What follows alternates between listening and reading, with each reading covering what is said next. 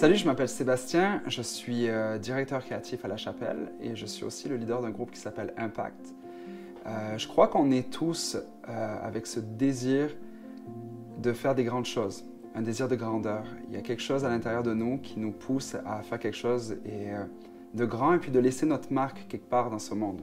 Et je me souviens à l'âge de 18 ans, alors que je jouais de la musique, alors que j'avais des rêves au niveau de la musique, alors que j'avais des rêves de servir Dieu aussi avec ma musique, j'étais allé voir un artiste qui s'appelle Luc Dumont, qui est un mentor maintenant pour moi. Lui, il était très en vue. Il faisait des tournées de partout dans la francophonie. Et puis, j'aimais beaucoup sa musique. Je regardais son ministère avec vraiment beaucoup d'inspiration. Il m'inspirait beaucoup. Et je suis allé le voir. Puis je lui ai dit, en gros, je voulais être comme lui. Puis je lui ai dit, Luc,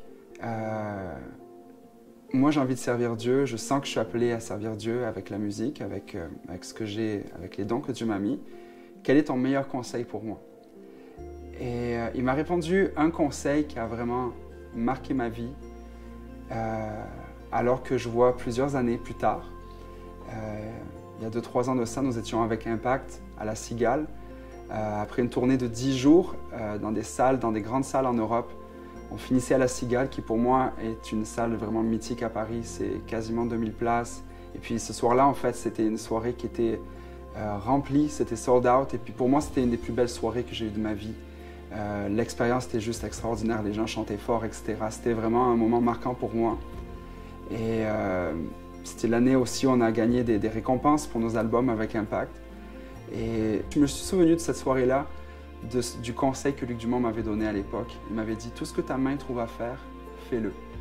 Tout ce que ta main trouve à faire, fais-le. Il m'avait ramené à l'humilité, en fait.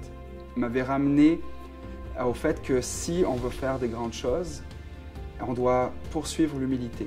On doit le faire dans un climat, dans une attitude d'humilité.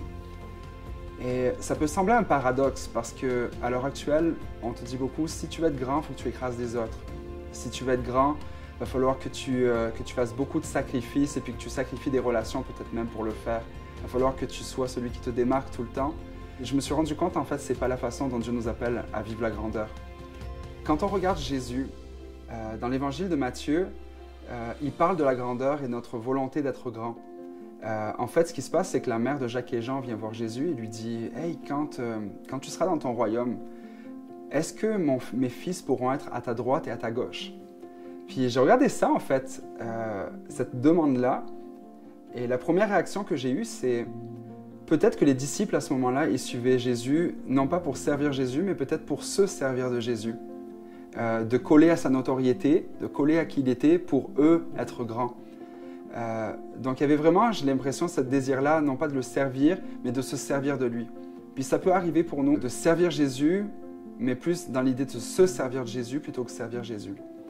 Jésus les a pas adressés là-dessus, même si leur demande sentait vraiment quelque chose de très très orgueilleux. Jésus, en fait, ce qu'il dit, il dit complètement autre chose. Il dit que celui qui veut être grand soit le serviteur de tous. Donc moi, ce que j'ai noté là-dedans, c'est que Jésus ne leur dit pas n'aspirez pas à être grand. Jésus, en fait, il acquiesce leur désir de grandeur, il acquiesce le désir de faire des grandes choses. Il a dit que celui qui veut être grand soit le serviteur de tous. Donc en fait, ce qu'il est en train de proposer, c'est de dire que la véritable grandeur, elle se trouve dans l'humilité et dans le service. Et c'est vraiment une des choses que j'ai découvert, c'est que quand on veut faire quelque chose de grand, le chemin de la grandeur, c'est vraiment l'humilité. Moi, je fais vraiment très attention. Je sonde souvent mon cœur pour savoir où c'est que j'en suis par rapport à ça. Comment je vis le fait que des gens regardent à moi, qu'ils me prennent pour modèle certaines fois. Et c'est certain que c'est flatteur. Et il y a des gens des fois qui viennent me voir qui me disent « Ah Seb, t'es tellement humble ». Puis moi, ce que je leur réponds souvent, c'est cette phrase-là, c'est « Nul n'est humble, nous sommes tous des orgueilleux en quête d'humilité, par la grâce de Dieu ». Il n'y a personne qui peut dire « Moi, là, je suis tellement humble ». Non, ça ne marche pas. Dès que tu le dis, tu es en train de te contredire déjà. Donc moi, je ne me définis pas comme quelqu'un de humble, je me considère comme quelqu'un d'orgueilleux, mais je sais que je suis orgueilleux et que j'ai besoin vraiment de la grâce de Dieu pour être humble. L'humilité, c'est quelque chose que je poursuis, que je cherche et je cherche à le manifester à travers le service. Je crois vraiment que si je n'avais pas cherché l'humilité à travers le service, je n'aurais certainement pas le ministère que j'ai à l'heure actuelle. peut-être les répercussions, l'influence que j'ai à l'heure actuelle. Premièrement, parce que c'est marqué dans sa parole, c'est que fais des petites choses, sois fidèle dans les petites choses, puis Dieu va t'en confier des plus grandes. Donc ça, il y a vraiment cette notion-là, que Dieu te teste avec les petites choses. Puis des fois, les petites choses, c'est pas forcément celles qui paraissent petites aux yeux des gens. Les petites choses, c'est peut-être les choses qui te paraissent petites à toi, tu sais, surtout.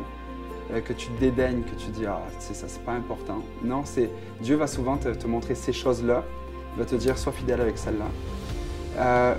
Le deuxième aspect aussi, c'est que je crois que il y a trop de gens qui attendent les grandes propositions avant de dire oui. Et puis disent non à tout ce qui est petit ou ce qui leur semble petit. Genre une invitation à prêcher quelque part ou de faire un concert, tu sais, de faire une soirée quelque part où ils savent qu'il y aura peut-être juste 10-15 personnes, tu sais. Et là, ils vont dire « Ah non, parce que moi, Dieu m'a mis une promesse dans mon cœur, je sais très bien, j'ai reçu ça il y a quelques années que j'allais faire des concerts devant un stade, tout ça, mais la Bible est remplie d'histoires finalement de David qui était dans le champ en train de garder son troupeau et puis qu'il est protégé des ours alors que personne ne le voyait. Ben, c'est sur lui que Dieu a mis sa faveur parce qu'il était là à servir dans les choses que Dieu lui avait données à ce moment-là. Il y a trop de gens en fait qui attendent la grande occasion et qui disent non.